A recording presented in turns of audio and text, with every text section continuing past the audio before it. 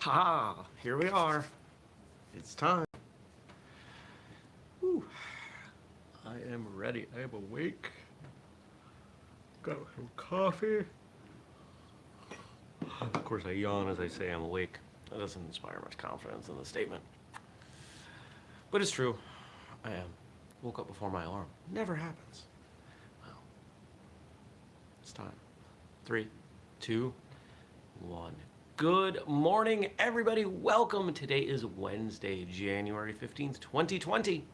My name's Jeremy, and this is my first cup of coffee, which I just dripped on myself.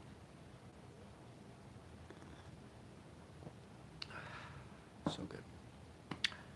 Well, good morning. Good morning. How are you? Yesterday was not the day I wanted it to be. So we recorded 2 episodes, or so we were going to record 2 episodes.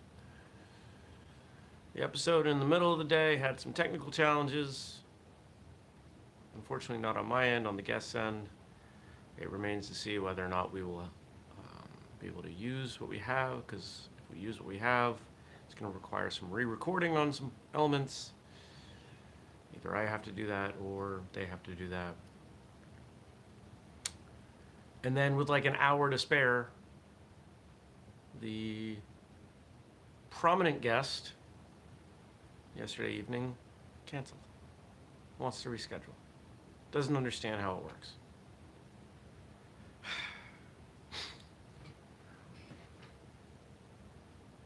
You ever have one of those days where it just doesn't happen? That was yesterday. I got some decent work done. Not great work done. Wanted more work done, but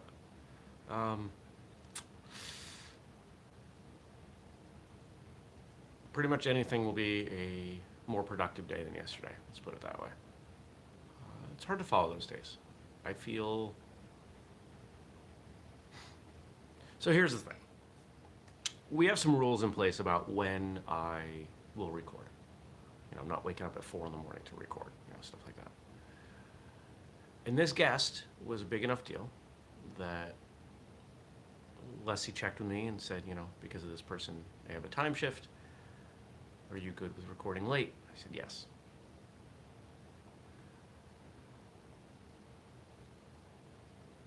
Other than going to an acupuncture appointment in the morning, I didn't leave the house.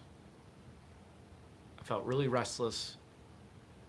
And by the time this came out, that the recording wasn't happening, I was so irritated that I didn't want to leave the house. But at the same time, I did. I wanted... What I probably should have done is said, screw it, and gone to the gym and run on the treadmill or something, just to get out of here and move. But I was irritated, and I didn't want to be around people.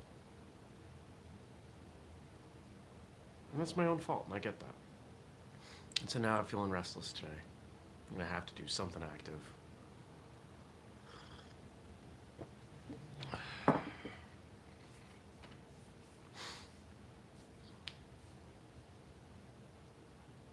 Yeah. Well, let's talk about today. Let's put that aside. Let's let go of the yesterday that didn't go the way we wanted it to. Today, client meeting, coaching CrossFit, doing the books. Maybe getting a workout in on my own. Ooh. It's going to be a busy day. As soon as I'm done with this, I'm going to be at my desk. I'm going to plow through my morning work, knock it out quick, get it done.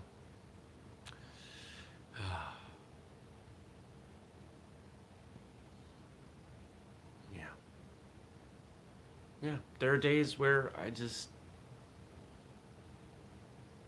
want to sit and kind of mope at my own lack of productivity or lack of being effective.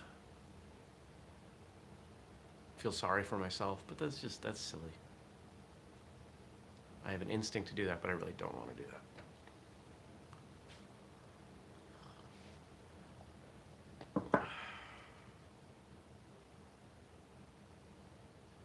Well, there's questions. Let's look at the questions.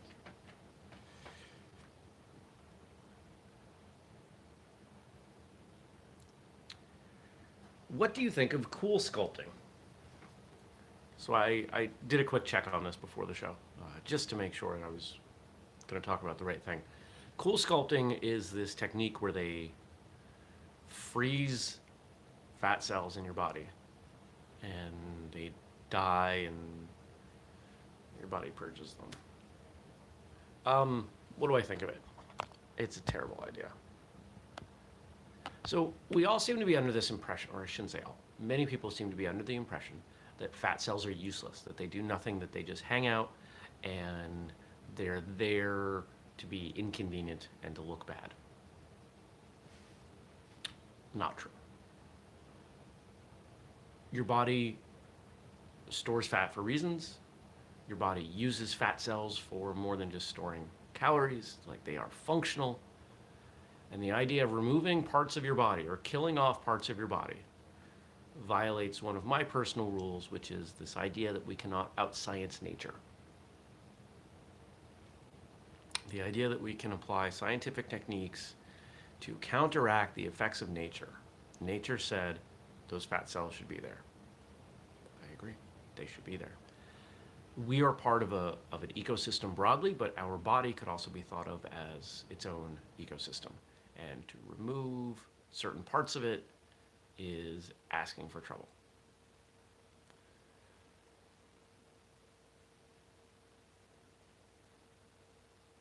What else do I want to say on this? Don't do it.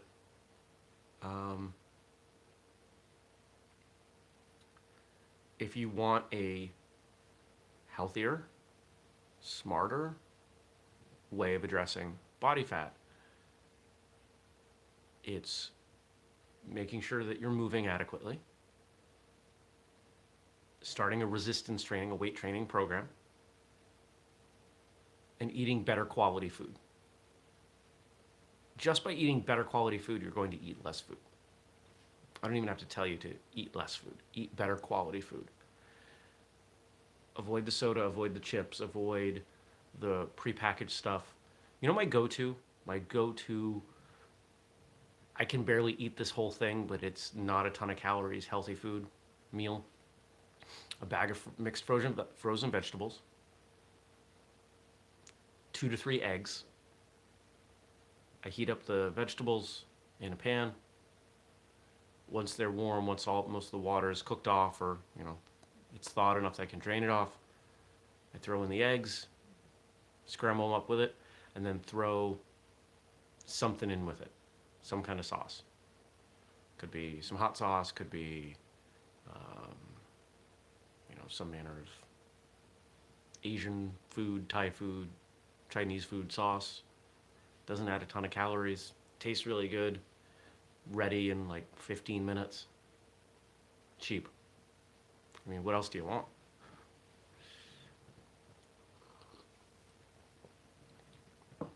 I can eat, it makes a bowl. It makes a big bowl of food. It takes time.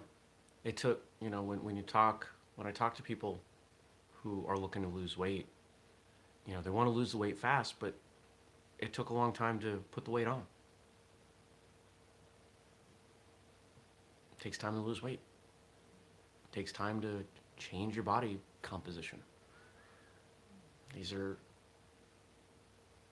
all there for a reason. So, don't get cool sculpting.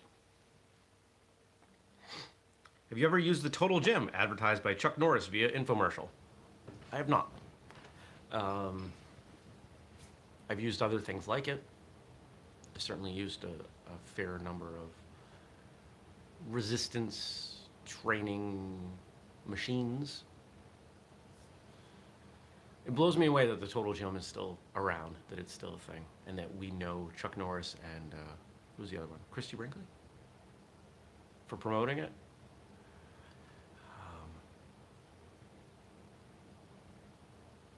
It's not a bad machine. What's the best workout? The one that you're going to do. I don't know how many people have a Total Gym and it sits in the corner, or isn't that one of the ones that'll fit under the bed? If it works for you, great. If it doesn't work for you, find something else. We all need some form of exercise in addition to movement. And for a lot of us, that's martial arts. But for a lot of us, martial arts is really, it's movement. It's not exercise. Your heart rate needs to get up. You need to do challenging things. Not just with technique in your mind, but physically challenging things as part of your exercise routine. I have finished my draft of the at-home strength program that we'll be rolling out, and I just need to compare notes with Justin, which we're doing on Friday, and then we will have to take those concepts and the workouts and everything that we develop, put them into sheets and easily approachable information, get some other people to review it, and then it'll be ready. I don't know what it's going to sell for, but it's not going to be much. It's going to be a one-time fee. I'm expecting at this point $25 to $50, somewhere in that range. But we'll see what people think it's worth and go from there.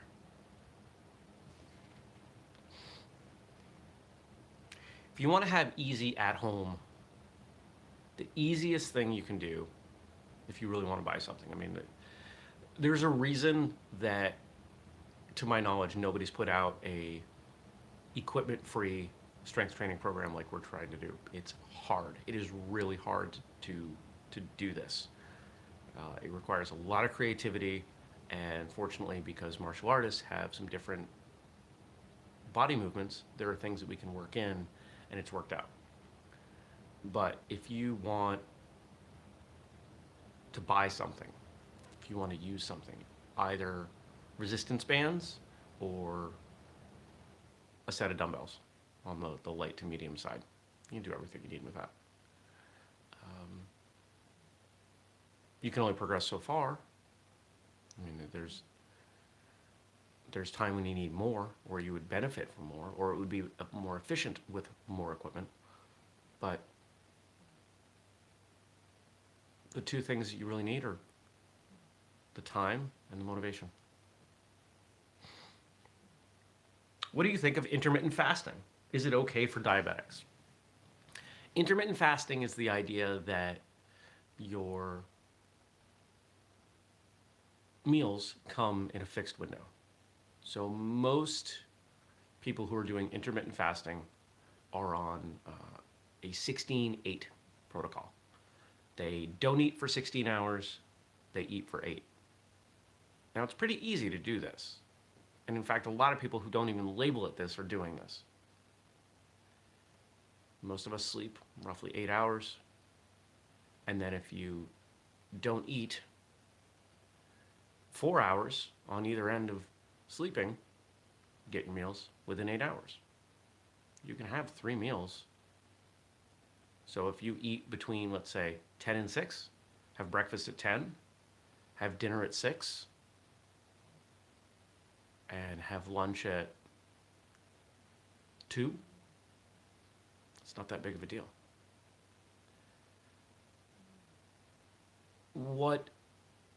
Different people have different speculations as to why this is working for some.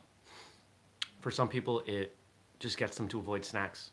For others, it gets them to think more intentionally about when they're going to eat, and thus they're thinking about what they'll eat, when, and they're making better choices. Some people take it further, and they'll eat everything in a 6-hour window or a 4-hour window. I'm not a doctor, I'm not a nutritionist. So any advice I give on anything is completely unqualified according to the law, and so you should never listen to anything I say on these subjects. However,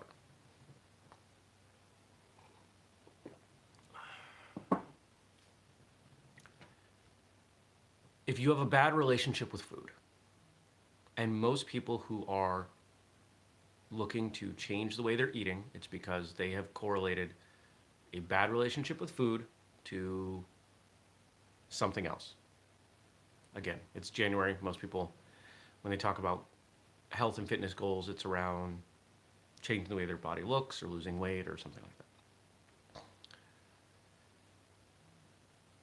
If you're trying to lose weight, it's probably because you have a bad relationship with food. That just seems to be a majority of people. Constricting when you eat could be effective. It could also be really ineffective because it depends on how it impacts your relationship with food. If you start gorging the moment it turns, whatever that minute is, that it's time to eat, that's going to reinforce a bad relationship with food. But if it gets you to plan better, if it gets you to realize, you know what, I really do eat a lot of calories the hour before I go to bed. Calories I don't need. Well, then maybe that's a good thing.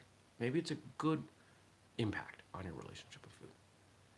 I sort of do this, and I have done this before. I have done intermittent fasting.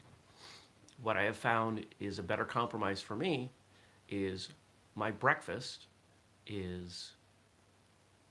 So here's what I do. I'll go through it in almost detail. I have my first cup of coffee while I talk to all of you. When I'm done, I make a second cup of coffee, and then it gets a couple hundred calories of butter or coconut oil, MCT oil, things like that. That's my breakfast. This bulletproof coffee. You can look up information on that. So that's at, 7? Somewhere between 7 and 7:30. And then I will wait until I am starting to feel hungry, which could be anywhere from 9 to 11. And then I'll have a protein shake. And this is a couple hundred calories, and it's more about getting protein in. I have found that by starting my day with fat, it has a dramatic impact on what I eat, when I eat, and how often I eat. And that's why that's important. It's not because of anything I've read. It's not because of avoiding calories. I'm not trying to avoid calories. It's just by prioritizing fat first thing in the day, it seems to make an impact for me. How do I know that? I experiment. I'm constantly adjusting and changing things and seeing what works. So I'll have that shake. 1 to 2 hours later, I'll have lunch, and then at some point in the evening, I'll have dinner. That's it. It's for me, this works. Part of why this works is because I've spent the last few years really prioritizing resistance training, building my metabolism, and just kind of keeping that engine going. Now, the second part of the question is intermittent fasting safe for diabetics? This is where I'm going to say I'm not sure, and there are a lot of specifics that go on here. I am not diabetic. I do have diabetes in my family, and I have dealt with hypoglycemia at different points in my life. But as I've gotten older, as I've put on muscle, as I've gotten better about what I eat, when I eat, etc., it has become less of an issue.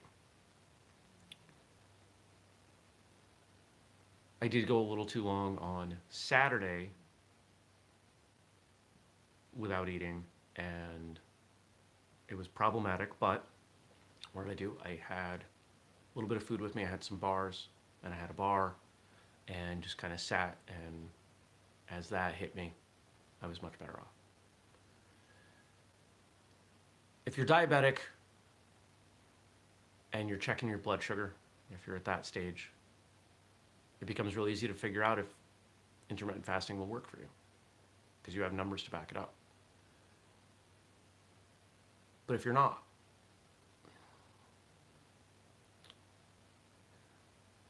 you likely know what it feels like when your sugar gets low.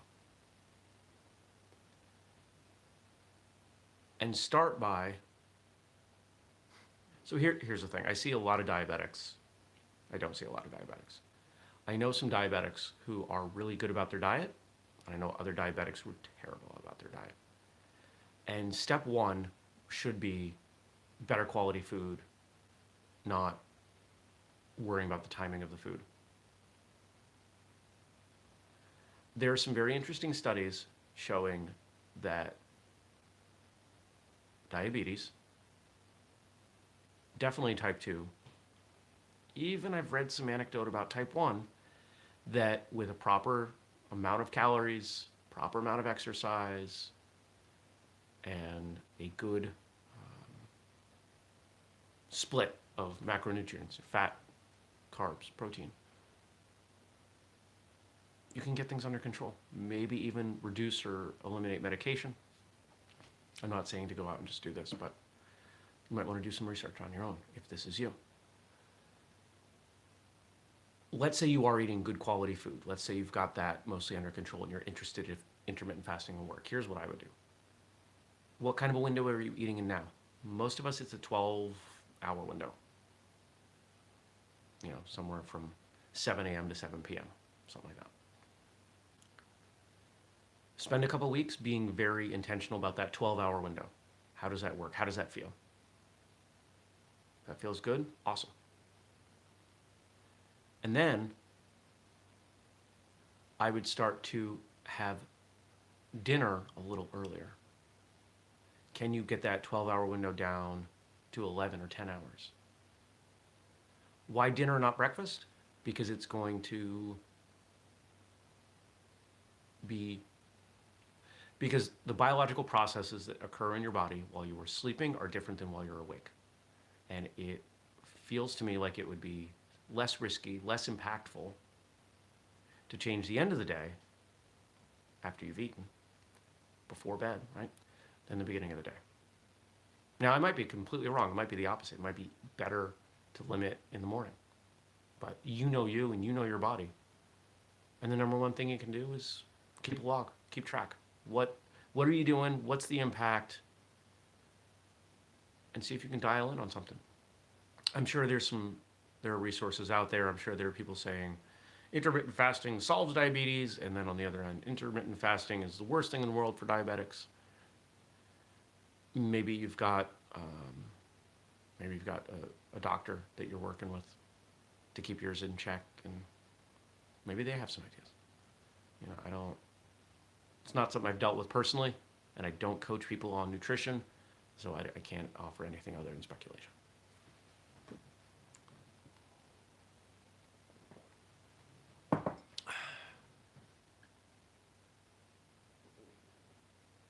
All right. Yeah. That's it for the questions. Great questions. I love questions. Ask me questions. Drop them below. Let's see if we can get 3 people asking questions for tomorrow. That would be a nice goal for Thursday. Homework coming at you in a minute. Don't forget, we do the show every weekday, 6:30 Eastern, here on YouTube. So subscribe and turn on notifications so you know about this and all the other content that we make. If you want to ask a question, like I said, drop it below. And if you want to email me, jeremy@whistlekick.com. If you want to support our Patreon, patreon.com/whistlekick. And if you do, you get exclusive content that other people do not get, because we want to reward those who are supporting us. If you want to check out everything that we're making, go to whistlekick.com. I think we're up to like 7 or 8 new pieces of apparel just this year. Been shifting into a different setup, so go check it out, because every piece of apparel, every item we make goes away. It retires. And we've got the date right there, so you'll know how long you have to get it. Okay, homework. I just want you to be aware of what you're eating and when you're eating and why, most importantly, you're eating. Are you eating because you're hungry?